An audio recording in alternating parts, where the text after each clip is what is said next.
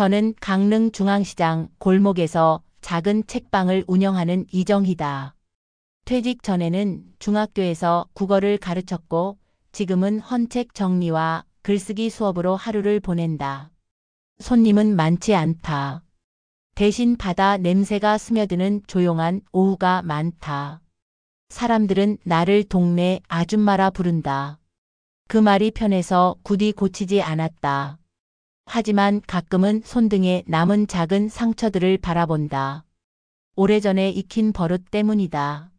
문을 닫을 때도 손잡이를 한 번 더 확인하고 밤이면 책장 사이 사각지대를 먼저 살핀다. 내 몸이 기억하는 절차가 그렇다. 젊을 때 나는 군사정보사에서 심리전 장교로 일했다. 이름이 공개되지 않는 부서에서 언어와 시선을 무기로 싸웠다. 경계와 설득, 기록과 증거. 싸움이라 해도 주먹을 쓰는 날은 거의 없었다. 대신 상대의 거짓을 무너뜨리고 약점을 짚어 제자리에 돌려놓는 일을 했다. 결혼하고 아이를 낳으면서 야전에서 물러났고 교단으로 옮겼다. 교실에서 시 구절을 읽어주던 시간이 길었다. 그렇게 살면서 내 과거는 천천히 먼지 속으로 내려앉았죠. 그런데 사람의 인생은 조용히 숨는다고 끝나지 않는다.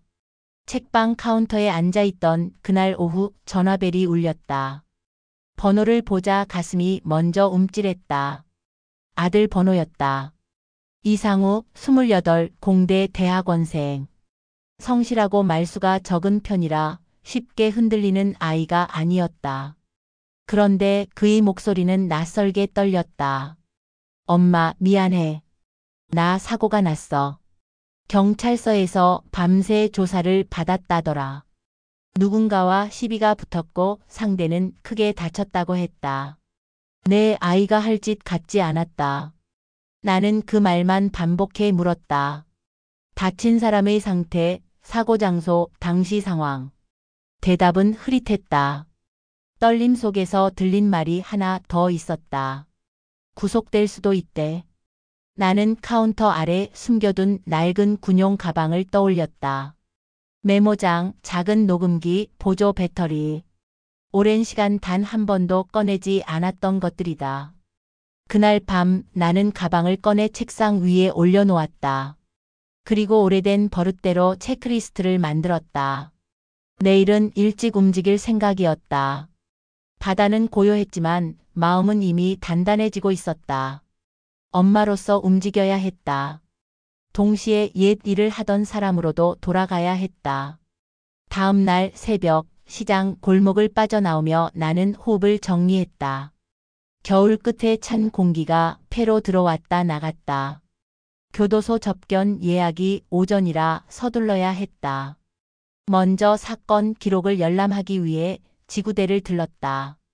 사건은 주점 앞에서 시작됐다고 했다. 시비가 번졌고 상대가 넘어져 머리를 다쳤다. 술기운이 섞인 말들, 갈라진 진술. 나는 기록에서 세 가지를 분리했다. 누가 먼저 손을 썼는지, 주변에 누가 있었는지, 카메라가 있는지. 답은 온통 불분명했다. 하지만 불분명도 흔적이 된다.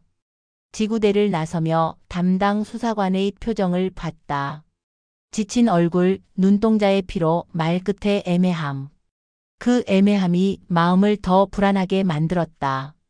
아이는 임시로 구치소에 갇혀 있었고 그곳에서 교도소로 이동될 예정이었다. 나는 변호사와 통화해 접견 날짜를 맞추었다. 변호사는 조심스레 말했다. 피해자 쪽에서 합의 의사가 없답니다. 폭행죄는 합의가 중요하죠. 내 마음이 확 가라앉았다. 나도 알았다. 법은 감정을 묻지 않는다. 기록과 근거가 움직일 뿐이다. 아이를 보러 가기 전 나는 책방에 들러 노트를 챙겼다. 표지를 반쯤 달게 만든 노트다. 거기에는 나만의 정리법이 담겨 있다. 날짜, 시간, 인물, 행동, 증거. 이 네 칸을 채우면 상황이 서서히 보였다. 교도소에 들어서는 길, 높은 벽을 올려다보며 나는 스스로에게 세 가지를 약속했다. 감정에 휘둘리지 않을 것, 기록을 빠뜨리지 않을 것, 아들을 지키되 법의 선을 넘지 않을 것. 엄마의 마음은 급했지만 선을 넘는 순간 모든 게 무너진다는 걸 나는 이미 알아왔다. 접견 대기실로 안내를 받았다. 차가운 의자, 묵직한 공기, 플라스틱 컵에 미지근한 물. 대기실 저쪽에서 덩치 큰 교도관이 다가왔다. 이름표에는 박철수라고 적혀 있었다. 그는 시큰둥한 눈빛으로 내 신분증을 후었다. 새로 오셨나 하고 묻더라. 나는 조용히 고개를 끄덕였다. 박철수는 나를 위아래로 재는 눈길을 던졌다. 말끝에 힘을 줘 서류를 가리키며 접견은 오래 걸리지 않는다고 했다. 은근한 위압이 섞여 있었다. 나를 압박하려던 건지 그저 습관인지 판단하기 어렵다. 하지만 작은 이상 기류 하나가 마음에 남았다. 예감은 대개 이런 데서 시작된다. 접견실로 들어가기 전 보안 검색대에서 또 다른 교도관 이종현을 만났다. 그는 검사를 하는 손길이 불필요하게 느리다. 불쾌함이 스치지만 나는 침착하게 신발을 벗고 주머니를 비우고 준비해 온 소형 녹음기의 전원을 켰다. 이곳 규정상 녹음기기는 반입 금지였지만 나는 겉옷 안쪽의 작은 주머니를 이용해 스위치만 눌러 두었다. 군에서 익힌 습관이 몸을 움직였다. 이종현은 스스럼 없이 말을 던졌다. 요즘 들어오는 가족들이 다 예민하다고 괜히 소리치면 접견 중지된다고 했다. 말투가 권위적이었다. 그 순간 복도 끝에서 김대식이라는 중년 교도관이 나타났다. 그는 나를 빤히 보더니 웃음 비슷한 소리를 냈다. 처음 오면 절차를 잘 몰라 실수한다고 그래도 돈 쓰면 수월해진다고 말했다. 말의 결이 거칠었다. 나는 기록을 위해 마음속 칸을 채웠다. 시간 오전 9시 30분, 인물 셋, 발언 3가지, 내용은 접견편의 대가의 암시. 교사로 살며 배운 것도 있다. 무례에 바로 반응하면 끝이 흐트러진다. 나는 낮은 목소리로 규정대로 진행해 달라고 했다. 박철수는 불만스러운 얼굴로 출입증을 건넸다. 그때 그의 동료가 귀에 대고 무언가를 속삭였다. 박철수의 입꼬리가 비뚤어졌다. 그는 말끝을 느리며 다른 방법도 있다고 했다. 나는 피곤한 척 웃었다. 고맙다며 넘어오는 모양을 만들어 속을 비웠다. 접견실로 이어지는 유리문을 지나며 마음속에서 오래된 긴장감이 고개를 들었다. 표면은 잔잔했다. 속은 이미 계획을 세우고 있었다. 우선 아이의 상태부터 확인, 다음으로 접견 내용 기록, 세 번째는 교도관들의 말을 가능한 한 많이 끌어내기. 심리전의 첫 단계는 상대가 스스로 말하게 만드는 일이다. 접견이 끝나고 복도로 나오자 박철수와 김대식이 출구에 서 있었다. 이종현도 곁을 지켰다. 세 사람의 배치가 어색했다. 막아선 듯 선다. 그중 김대식이 말을 열었다. 지금 상황으로는 구속 연장이 거의 확정이란다. 가족이 힘들겠다며 길게 한숨을 쉬었다. 그리고 덧붙였다. 절차라는 게 있는데 잘 아는 변호사와 연결하면 훨씬 빠르다고. 소개비가 꽤 된다고 했다. 돈을 내면 전화가 달라진다고도 말했다. 말마다 미세한 비웃음이 묻어났다. 나는 단호하게 거절했다. 규정대로 해 달라고. 그러자 박철수가 작은 소리로 중얼거렸다. 규정대로 하면 오래 걸린다고. 그 말이 내 등을 차갑게 후었다. 모욕은 말끝과 표정에서 가장 먼저 드러난다. 나는 잠시 숨을 고르고 고개를 끄덕였다. 알겠다고 했다. 그리고 시간을 달라고 했다. 내가 원하는 걸 조금 더 들어주게 만들기 위해서였다. 접견실 유리창 너머로 아들 이상우가 앉아 있었다. 얼굴 한쪽에 멍이 자리 잡았다. 나는 의자를 당겨 앉았다. 아이는 고개를 숙인 채 작은 목소리로 말했다. 엄마, 나 그날 술 마시지 않았어. 친구를 집에 데려다 주다 시비가 붙었다. 상대가 소리 지르며 달려왔다. 나는 피했는데 그 사람이 넘어졌다. 쓰러진 뒤 머리를 부딪혔다더라. 그 말을 들으며 나는 동작을 최소화했다. 상대의 성향, 주변 사람, 현장 조명, 카메라. 아이는 긴장했지만 대답은 정확하려 했었다. 접견 시간은 짧다. 그래서 나는 질문을 짧게 끊어 던졌다. 현장에 카메라 2대, 골목 입구 하나, 편의점 캐노피 아래 하나. 편의점 점장이 바뀐 지 얼마 안 됐다. 아들이 덧붙였다. 담담한 말 하나가 내 머릿속에서 크게 울렸다. 상대 쪽의 지역 유지와 친한 사람이 있었다는 소문. 길게 설명할 시간은 없었다. 나는 마지막에 아이의 손짓을 보았다.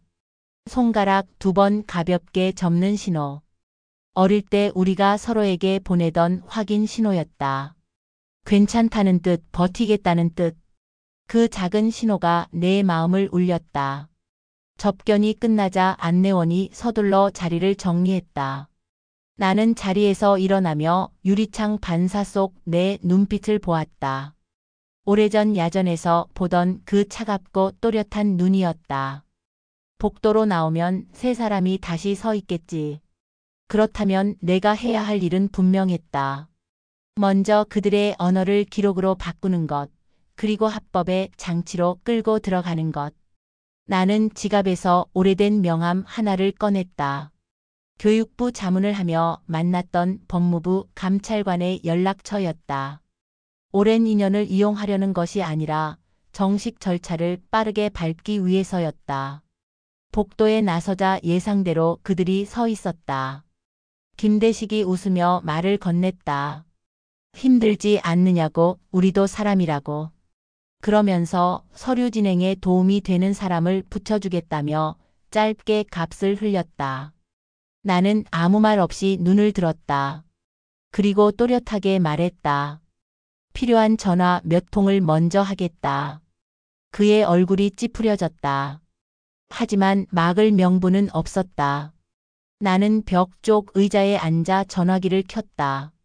숨이 고르게 이어졌다. 준비는 끝난 셈이었다. 첫 번째 전화는 법무부 교정본부 특별감찰팀이었다. 자문위원으로 강의를 갈 때 만났던 박진수 사무관의 번호를 눌렀다.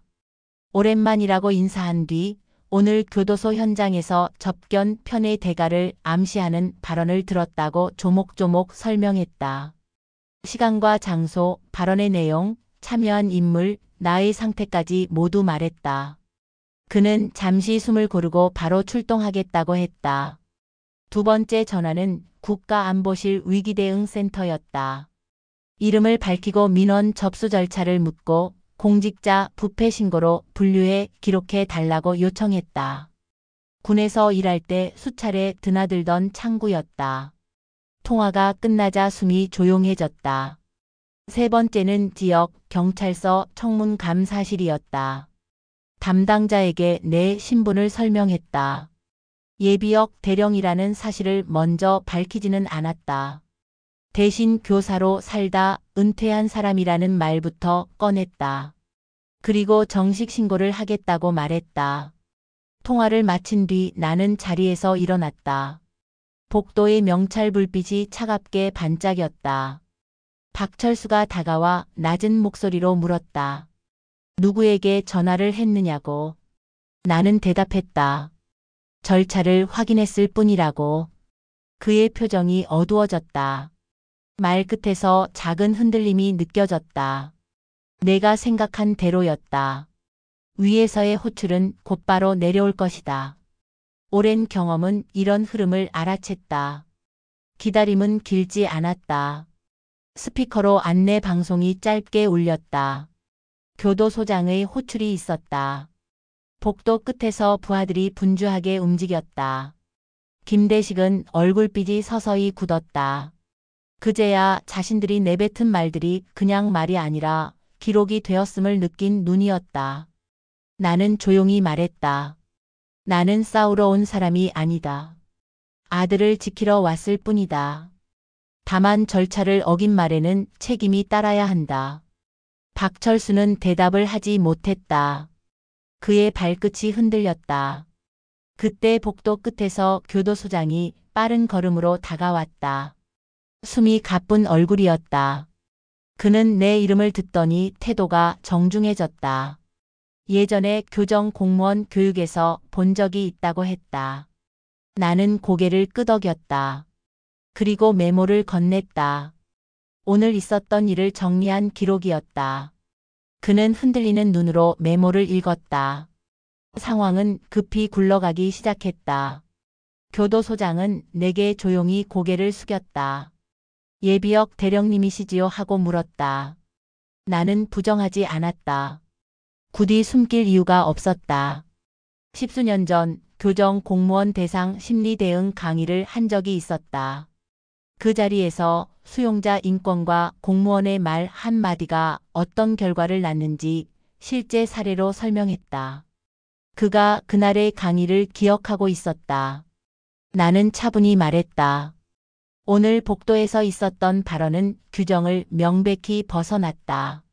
접견 편의를 조건으로 돈을 암시했고 가족에게 불필요한 공포를 조장했다. 그리고 내 아들은 현재 의학 검진이 필요하다. 얼굴에 타박상과 불면 증세가 보인다. 즉시 의무과 진료를 요청한다.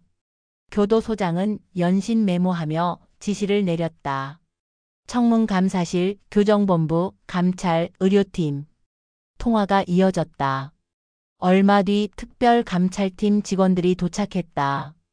나는 그들에게 오전부터의 흐름을 다시 설명했다. 도착 시각, 위치, 발언, 분위기, 표정까지. 각 발언의 톤과 간격을 정리한 표도 건넸다. 감찰 직원이 놀란 눈으로 표를 보았다. 심리전 장교로 오래 일하면 말의 결을 눈으로 옮기는 버릇이 생긴다. 현장을 정리하는 동안 박철수와 이종현, 김대식은 따로 대기실로 옮겨졌다. 그들은 변명을 시도했지만 복도와 대기실의 카메라와 직원들의 진술, 내 기록이 맞물리자 말이 줄었다. 나는 굳이 쳐다보지 않았다. 쳐다보면 감정이 앞선다. 감정이 앞서면 절차가 흔들린다. 내 과거가 여기서 드러난다 해도 괜찮았다. 중요한 건 아이와 제도였다. 교도소장은 내게 조심스럽게 물었다. 왜 쉬운 길을 가지 않으셨냐고. 나 같은 사람이었으면 이미 고발과 언론 제보로 크게 흔들었을 것 같다고. 나는 대답했다. 크게 흔들면 당장 속은 시원하죠. 하지만 흔들리고 난 뒤에 무너지는 건 약한 자리부터다. 약한 자리에는 반드시 누군가의 생활이 있다. 그러니 절차 안에서 바꾸는 게 오래간다.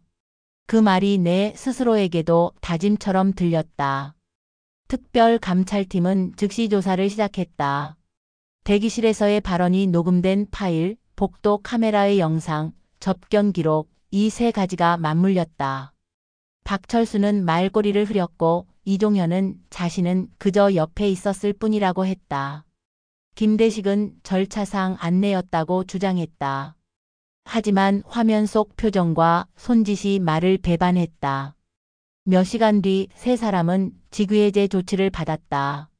그 과정에서 지역 유지와의 부적절한 만남, 외부 변호사와의 소개료 정산 정황도 드러났다.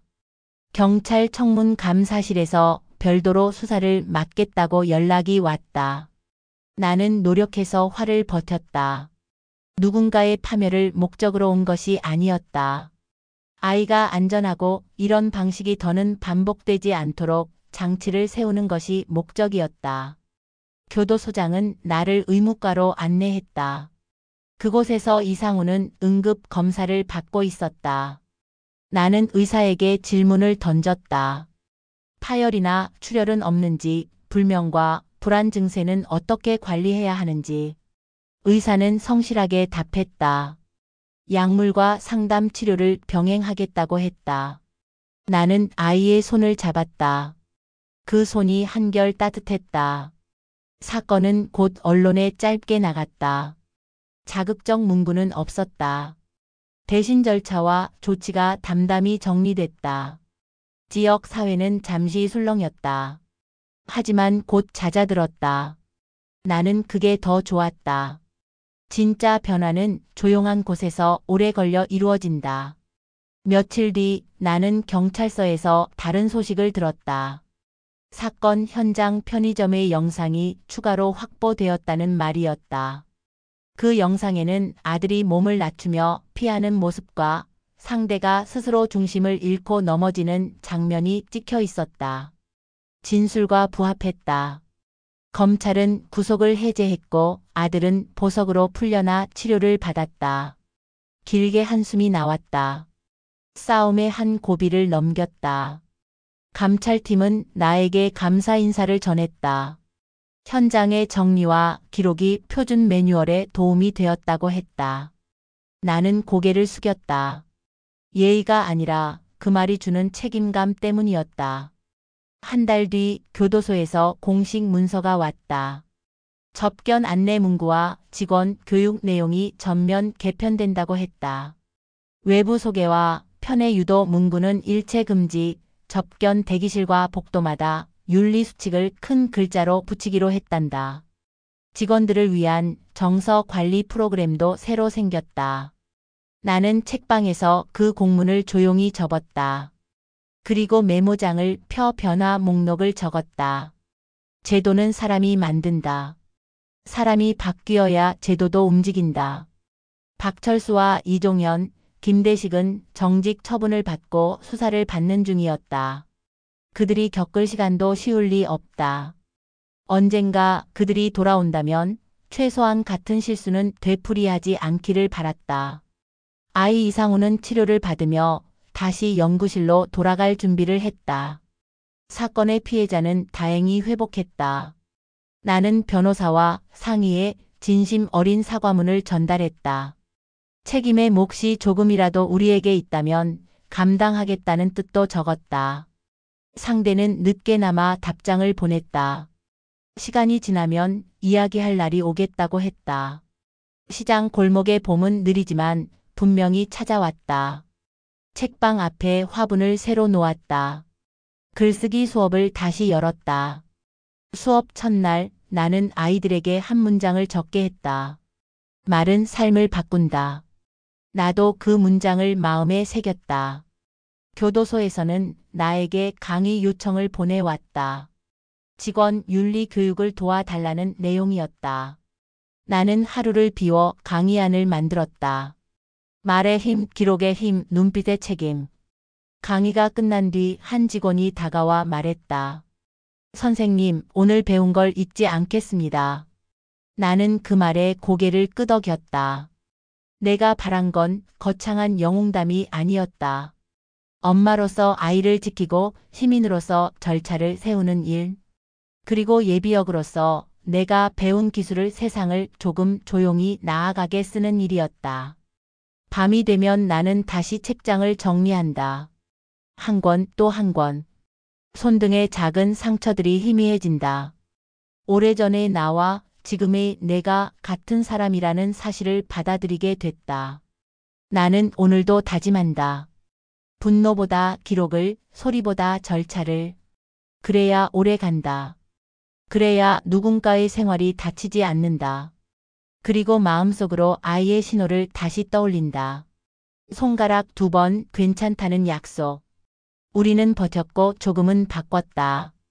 그것이면 족하다고 나는 스스로에게 말한다.